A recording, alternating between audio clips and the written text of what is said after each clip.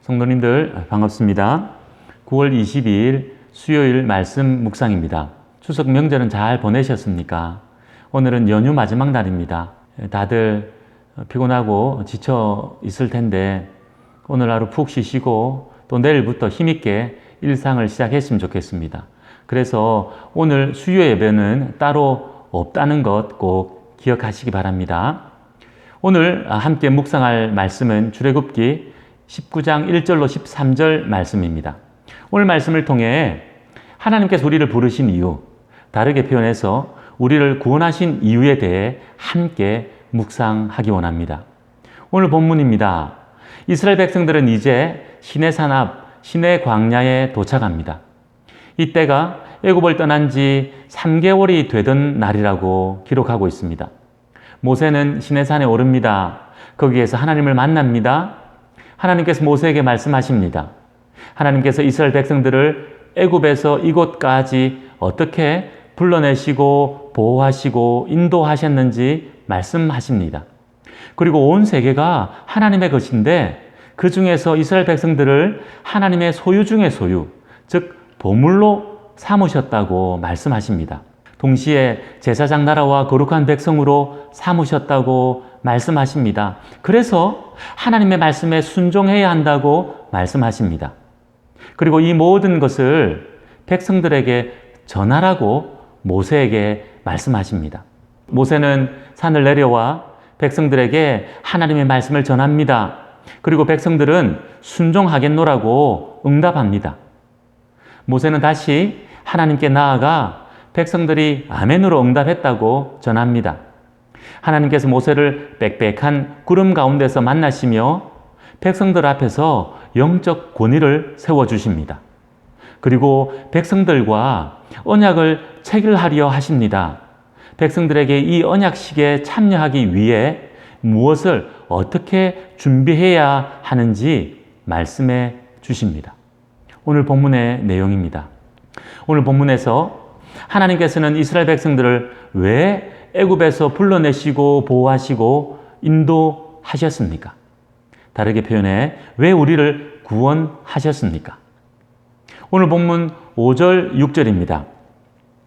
세계가 다 내게 속하였나니 너희가 내 말을 잘 듣고 내 언약을 지키면 너희는 모든 민족 중에서 내 소유가 되겠고 너희가 내게 대하여 제사장 나라가 되며 거룩한 백성이 되리라.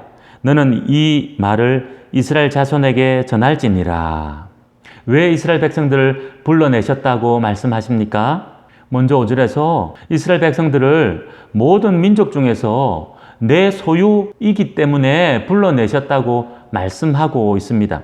이 말씀은 모든 소유 중에 가장 귀한 소유라는 의미입니다. 다르게 말하면 모든 우주 만물이 다 하나님 것인데 그 가운데 이스라엘 백성들은 보물과 같은 존재이기에 그들을 불러내셨다는 것입니다. 그들이 잘나서가 아니죠. 그들이 하나님의 이 놀라운 은혜와 사랑을 받을 자격이 있어서가 아니라 전적인 하나님의 은혜요 사랑인 것입니다. 우리를 구원하셔서 하나님의 자녀 되게 하신 이유 또한 동일합니다. 우리가 잘나서, 우리가 대단해서, 우리가 구원받을 만해서가 아니라 자격 없는 우리를 하나님의 은혜와 사랑으로 불러주셔서 구원해 주신 것입니다. 계속해서 이스라엘 백성들을 불러내신 이유가 무엇이라고 말씀합니까?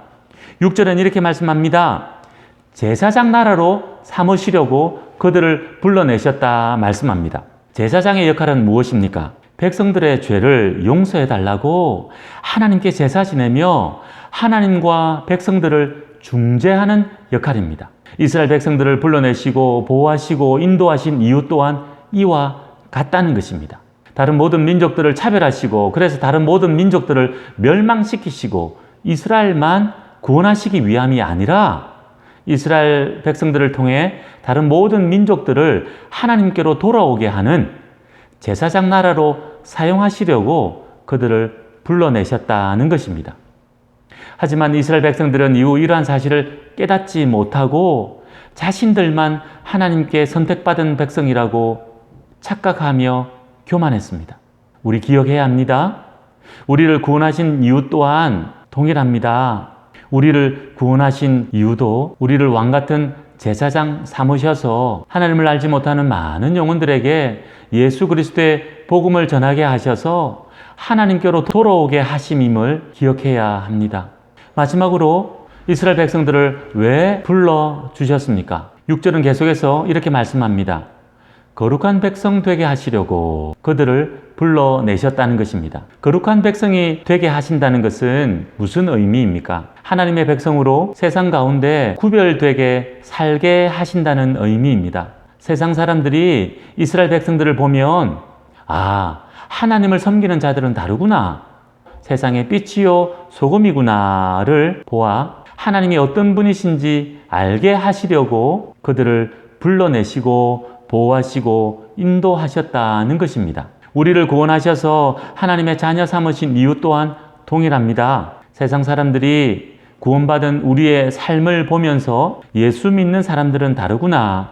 예수 믿는 사람들은 탐욕이 가득한 세상의 가치가 아니라 하나님 나라의 가치로 사는 사람들이구나를 알게 하시려고 우리를 구원하셨다는 것입니다. 그렇다면 하나님의 부르심을 받아 하나님의 귀한 소유가 되고 제사장 나라가 되고 거룩한 백성이 된 이스라엘 백성들은 어떻게 살아야 했습니까? 동일하게 구원받은 우리들은 어떻게 살아야 합니까? 본문 5절 중반절부터 6절 상반절은 이렇게 말씀합니다. 너희가 내 말을 잘 듣고 내 언약을 지키면 너희는 모든 민족 중에서 내 소유가 되겠고 너희가 내게 대하여 제사장 나라가 되며 거룩한 백성이 되리라.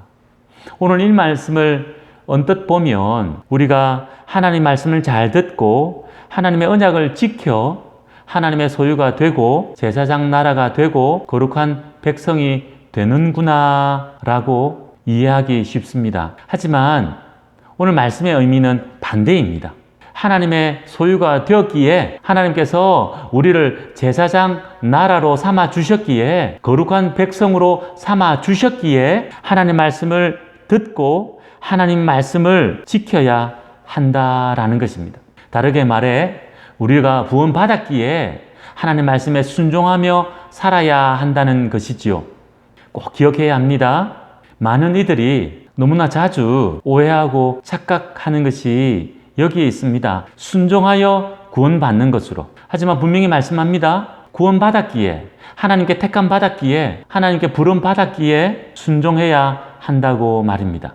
하나님의 은혜와 사랑으로 우리를 구원하셔서 하나님의 소유로 왕같은 제사장으로 거룩한 백성으로 삼아 주셨으니 순종하여 온전히 그 모습을 이루어야 함을 기억해야 합니다. 오늘 하루도 우리의 모습을 돌아봅시다. 하나님의 소유된 기쁨을 누리며 살고 있는지 돌아봅시다.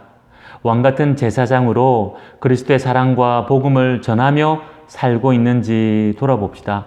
거룩한 백성으로 세상의 가치가 아닌 하나님 나라의 가치로 살고 있는지 우리 자신을 돌아보는 시간 가지기를 원합니다. 기도하겠습니다. 하나님 아버지 감사합니다. 말씀을 통하여 또 한 번 분명하게 깨닫게 하십니다. 하나님의 은혜와 사랑으로 우리를 구원하셔서 하나님의 소유로 삼으시고 왕같은 제사장 되게 하시고 거룩한 백성 되게 하셨습니다. 그래서 하나님 말씀을 듣고 그 말씀에 순종하라 하십니다.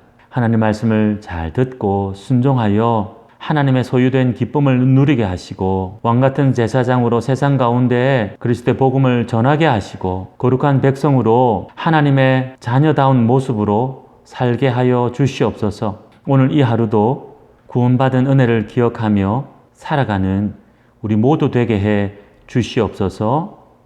예수님의 이름으로 기도하옵나이다. 아멘.